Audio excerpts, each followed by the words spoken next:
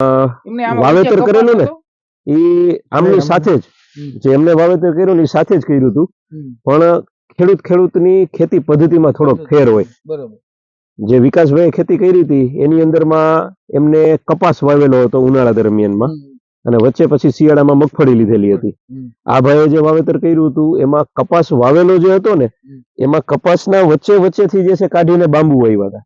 3 કપાસ રાખીને વળી એક બાંબુ, 3 કપાસ રાખીને બાંબુ, એટલે કપાસ થી ઢકાયેલું હતું એમાં બાંબુ હતો.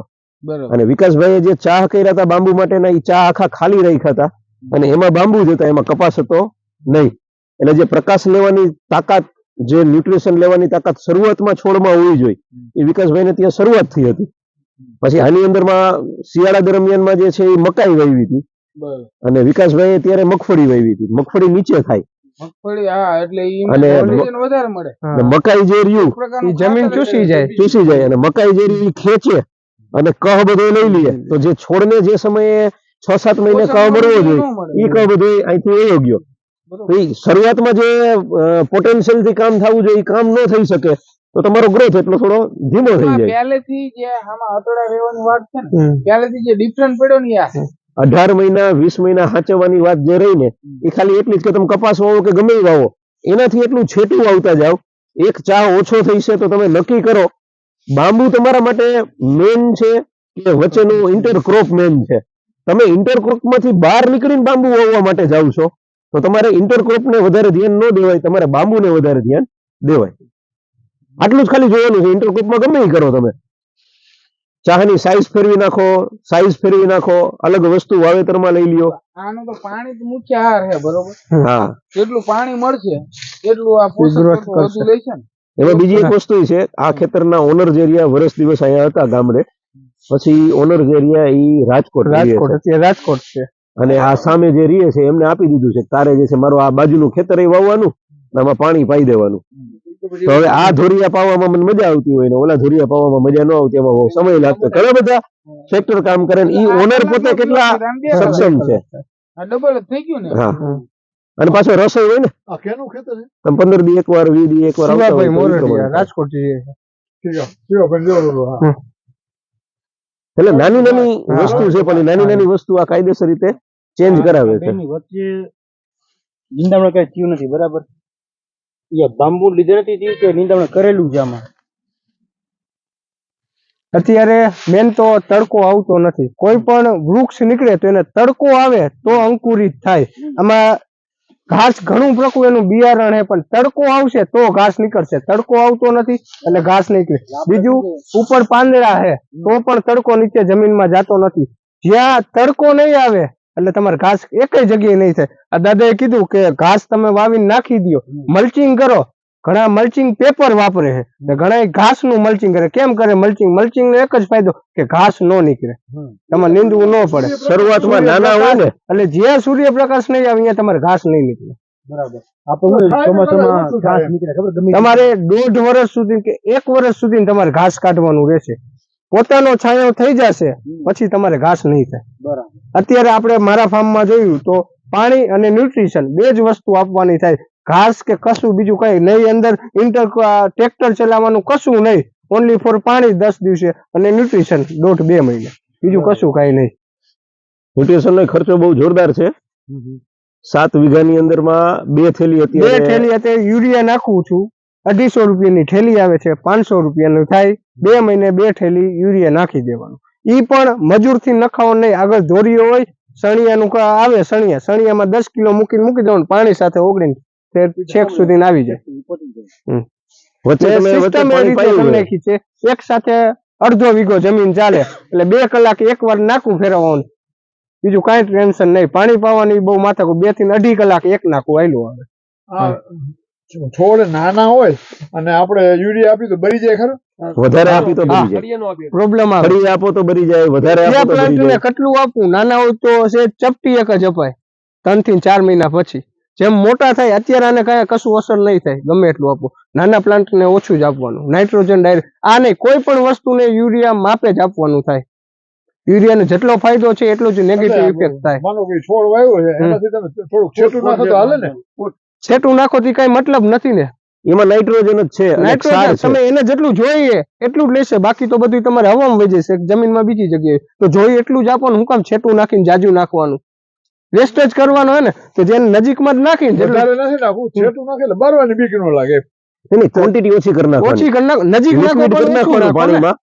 પાણીમાં લિક્વિડ કરી નાખવાનું, ઓછી અત્યારે ક્વોન્ટિટી નેનો માઇલ્ડ યુરિયા આપવાનું. આવવા માંડ્યું છે, નેનો યુરિયા વાપરો, બોટલ બોટલ આવે એટલે છે, એમાં નેનો તકલીફ ન યુરિયા થાય. સેમ ભાવે જ આવે છે. ઈ 1 એકરમાં 1 બોટલ વાપરવાનું જ કહે છે, એનો તમે સ્પ્રે કરી શકો. હા, બંને સારા ચાલે એમાં, ડ્રિંચિંગ અને સ્પ્રે બે પ્લાન્ટ ઉપર તમે સ્પ્રે કરી શકો. કેટલું નાખવાનું પાણીમાં 15 લીટરમાં? ઈ એના ઉપર લખેલું જ આવે, શાયદ 40 ml જેટલું હોય, 30 થી 40 ml. તમારે ધારો કે આ ચોથું વર્ષ આવશે ત્યારે તમને 3 લાખની નીપજ મળશે એવું થાય. હા, અંદાજે. બરોબર. પછી ચિરાગભાઈ આગળ તો બીજા વર્ષે, પછી ચોથા, પછી 5મા વર્ષે ચાલુ જ રહી છે. નહીં, એમાંથી 3 થી વધારે થશે. હા, જેમ તમે ઝાડવાની કેર કરી શક્યા છો, જેમ નવા પોલ નીકળે છે, એની વૃદ્ધિ થતી રહે છે, એમ વજન વધતો જાય છે. સરવાળે એવું થાય ખરું કે 3 વર્ષ આપણા, ધારો કે 2 વર્ષ આપણે ઉત્પાદન જ ન આવ્યું, હા. એવું થયું ને તો પહેલા વર્ષે ઉત્પાદન લીધું, હા. પછી બીજા ને ત્રીજા વર્ષે ઉત્પાદન આવે જ નહીં, પછી તો આવે જ નહીં વચ્ચે. હા. હા, તો ઈ જે સમયગાળો ગેપ પડ્યો, હા, એની નીપજ આપણે ઓલામાંથી સરવાળે હરખી થઈ પડે ખરી ને? તમે ગણતરી કરો, 80,000 રૂપિયા પેલા વર્ષે મળ્યા, 4 વર્ષ સુધી 80,000 જ ગણો તો 8 ચોક ને 32. હવે તમે જે છે 3 લાખ ને 20,000 થયા, એને ભાંગા કરી નાખો 8 વર્ષ, કેટલા થયા? 80,000 હતા એના 40,000 થયા. એકરે તમને 40,000 રૂપિયા મળ્યા, વગર 1 રૂપિયાનો ભાવ વધારે, વગર એક વજનનો વધારો, બેમાંથી એક પણ પ્રકારનો તમે વધારો નથી લીધો, તોય તમને આ ઉતારો એમાંથી છૂટે. ઓલામાં તો ખર્ચો કરીને કરવાનો ને, આમાં ખર્ચો તમે દર વર્ષે નાખીને આ નથી વર્ષે કાઢતા. આ કપાસ આ બધા વાવ્યો, ગીંડવા કેમ તેડા હે, કેમ કે બીજી સીઝન લેવી હતી તો 2 મણ કપાસ થયો, એટલે 3,000 નો વીઘે કપાસ થયો. 1,000 રૂપિયાનું બિયારણ ખાલી જોઈ, મજૂરનો ભાગ ચોથો ભાગ અલગ, દવા અલગ, નિંદામણ અલગ, બધું. તો સામે વીઘે 5,000 રૂપિયા ખીચામાંથી દેવા પડ્યા. ખેડૂત આપણે એમ કહે કે ખેડૂત કેમ નથી આગળ, 3 વર્ષ સારા હોય તો 1 વર્ષ સામે ખરાબ આવીને રીએ 100%, કુદરતના હિસાબે. અને આમાં તમે જે કીધું ને, એમાં હું એમ નથી કેતો કે વજન વધે છે, તમારું ખેતર કીએ છે ને તમે કેટલું વજન વધશે ને એ પણ નક્કી કરી શકો છો. માત્ર તમારે કરવાનું શું, પહેલા, બીજા, ત્રીજા, ચોથા વર્ષના અમુક તમે વિડીયો જોશો ને, બાંબુ ગ્રોવર કરીને ચેનલ છે, એમાં આપણે માર્કિંગ કરેલું હોય, આ બીજા વર્ષનો પોલ, આ ત્રીજા વર્ષનો પોલ, આ ચોથા વર્ષનો.